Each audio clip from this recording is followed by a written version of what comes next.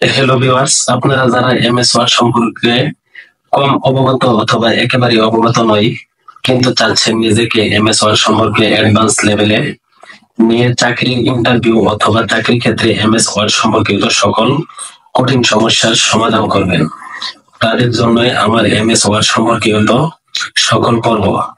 আশা করি সকল পর্বগুলো দেখে দেখে কম্পিউটারে কাজ করলে আপনারা ভালো রেজাল্ট পাবেন। আর কথা না বাড়িয়ে এখন শুরু করা যাক। প্রথমে আমরা একটি এমএস ওয়ার্ড ডকুমেন্ট ওপেন করব।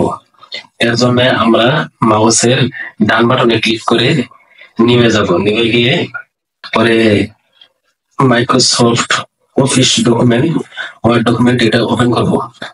ওপেন করার পরে এটা একটা নাম দিয়ে এটা সেভ করে নিব, কিন্তু আমি সময় বাঁচানোর জন্য আমি আগে একটি ডকুমেন্ট ওপেন করে রাখছি, ওইখানে কিছু ওয়ার্ড টাইপ করে রাখছি সেন্টেন্স, তাই এটা আমি ডিলিট করে দিলাম। এখন আমি ওই আগের ফাইলটা ওপেন করে নিলাম। ওপেন করে নিয়ে এখন এখানে আমাদের ওই আগের ফাইলটা আমার ওপেন হয়েছে। এখানে হলো এখানে উপরে যেগুলো দেখতে পাইতেছেন যে home, insert, page layout, reference, mailing, review, view, developer, অগ্র বাংলা টুলস, এগুলো হলো মেনু বার। আর প্রত্যেকটা মেনু বারের অসংখ্য টুলস বার রয়েছে। আমরা এই টুলস বার নিয়ে কথা বলবো আজকে। হোম মেনু বারের সকল টুলস নিয়ে কথা বলবো। এগুলো দেখে প্রথমেই যে কাজগুলা যেটি আমাদের সবচেয়ে বেশি দরকার হবে সিলেক্ট করা অপশনটা।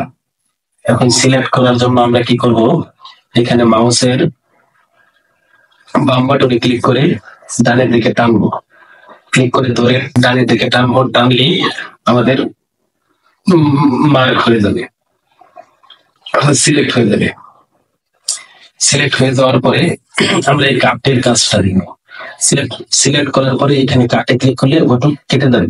কেটে দেওয়ার পরে যে জায়গায় আমরা কার্সর রেখা, যে জায়গায় ওইখানে ক্লিক করে ওই কার্সর রেখে কার্সরটা ক্লিক করে বাম বাটনে ক্লিক করবো। ক্লিক করার পরে এখানে এই পেস্ট আছে, এই পেস্টে ক্লিক করলে আমার ওইটুক চলে আসলো। এইখানে যে জায়গায় ওই জায়গায় চলে আসবে। ওকে, তাহলে এখানে এই পেস্টের কাজটা আর কাট অপশনে কাজটা দেখলাম। এখন আমরা দেখবো এই কপির কাজটা। এই কপির কাজটা করার হলো সেম ভাবে আমরা মার্ক করে দিলাম। মার্ক করে নেওয়ার পরে এখানে কপিতে ক্লিক করলাম। কপিতে ক্লিক করার পরে এখানে যে জায়গায় কার্সর রাখবো, ওই জায়গায় কার্সর রাখার পরে এই পেস্টে ক্লিক করবো, তারপর ওটা চলে আসলো। কপির ক্ষেত্রে যেটা কপি করে নিব ওটা থেকে যাবে, কিন্তু কাটের সময় ওই জিনিসটা থাকবে না। যেরকম এখানে her name is Mrs Shirina, দুইটা অপশন থেকে গেল, কিন্তু কাট করার সময় আগেরটা ছিল না। ওকে, এখন পেস্ট, কাট, কপি তিনটা অপশন দেখলাম। এখন ফরম্যাট প্রিন্টার, এই ফরম্যাট প্রিন্টারের কাজটা খুবই গুরুত্বপূর্ণ। এই ফরম্যাট প্রিন্টার কাজটা করার জন্য সাপোজ মনে করেন এখানে হার নেম, এই হার নেমটা আমরা যে কোনো একটা ডিজাইন করলাম।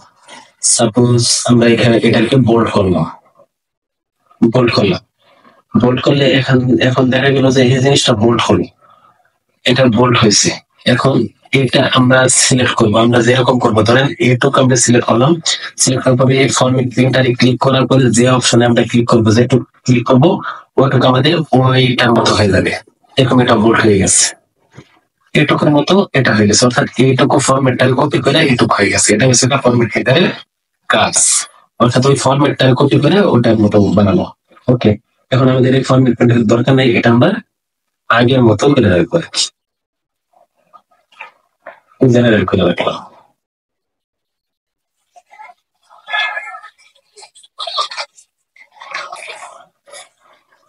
ঠিক আছে, এখন দেখা গেল যে এই ফরম্যাট প্রিন্টার কাজ কাট, কপি এন্ড পেস্টের কাজ দেখালাম। এখন এই বোল্টের কাজ, ইতিমধ্যে বোল্টের কাজটা দেখা গেছে। বোল্টের কাজটা কি, এটা সিলেক্ট করলাম। সিলেক্ট করার পরে বোল্ডে ক্লিক করলে সাধারণত এটা বোল্ড হয়ে যাবে। আমার যদি আরেকটা ক্লিক করি তাহলে বোল্ডটা উঠে যাবে। সেম ভাবে সিলেক্ট করা অপশনটা সিলেক্ট করা থাকলে এখানে এটা লিখতে হবে। এখানে একটা বাঁকা আছে, আই মানে হবে এটা লিখতে হবে। ক্লিক করলে সাধারণত লেখাগুলা একটু বাঁকা হয়ে যাবে। ঠিক আছে, এটার কাছে এটাই। আবার আরেকটা ক্লিক করলে বাঁকাটা সোজা হয়ে যাবে। আর এই আন্ডারলাইন এখানে অনেকটি ফাংশন আছে, এটার ভিতরে এটা আমি দেখাচ্ছি এখন। আন্ডারলাইন ইউ মানে হলো ইউ এর নিচে একটা দাগ আছে, এটা মানে আন্ডারলাইন। এটা ক্লিক করলাম, এখানে নিচে একটা আন্ডারলাইন হয়ে গেল, ঠিক আছে। এখন এটা মার্ক করলাম, মার্ক করার পরে আন্ডারলাইনে গেলাম, এটার ভিতরে দেখা গেল এই ডবল আন্ডারলাইন দিতে চাইলে এটা দিলাম, আবার দেখা গেল আমি এটা ভালো লাগলো না এটা দিলাম। দেখুন এখানে যে কটা আছে সবগুলো আমি চেঞ্জ করে দিতে পারবো। ওকে, এখন দেখা গেল যে এটা মার্ক হয়ে আছে, কিন্তু মোর আন্ডারলাইন সেটার ভিতরে ঢুকবো। ঢোকার পরে দেখা যাচ্ছে যে এখানে এখানে অনেক অপশন আছে। এই জায়গায় এর ফ্রন্টের এখানে দেখা গেল বডি আছে, হেডার্স আছে, এরকম এইখানে এই জায়গায় লক্ষ্য রাখবে। এই জায়গায় যদি পরিবর্তন হয় এই জায়গায় যেরকম হবে এরকমই হবে, যেটা পরিবর্তন করে দেন ওরকম হবে এই জায়গায়, ঠিক আছে। এই জায়গায় যেরকম হবে এইখানে আমার মার্ক করা অপশনটুকু এরকম। এরকম এই যে আমি এটা করলাম, এটা ক্লিক করলে এরকম হবে, আবার এটা ক্লিক করলে এরকম স্টাইল হবে, এটা ক্লিক করলে এরকম স্টাইল হবে। এখন ওকে দিলে সাধারণত এটা ওইরকম হয়ে যাবে, ঠিক আছে। এখানে দেখুন ওটা আপনার ভালো লাগে ওটা করে নিতে পারেন। দেখুন এখানে আমাদের এই যে ফন্ট স্টাইল, এই ফন্ট স্টাইলে এখানে আমাদের বোল্ড আছে এবং বোল্ড ইটালিক আছে। এখানে বোল্ড ইটালিক মানে হবে, এই বোল্ড ইটালিক দিলে বোল্ড হবে এবং একটু বাঁকা হবে লেখা।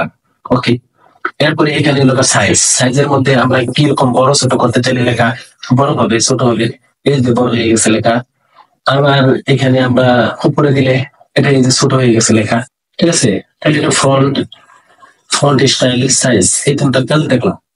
এখন আমরা দেখবো এখানে ফন্ট কালার, এটা একটু বড় করে নেই তাহলে দেখার সুবিধা হয়। এখন ফন্ট কালার, এই ফন্ট কালারে গেল, যার পরে এখান থেকে যে কালারটা সিলেক্ট করবো ওই কালারটা হয়ে যাবে ফন্টের ওই যে লেখার কালার।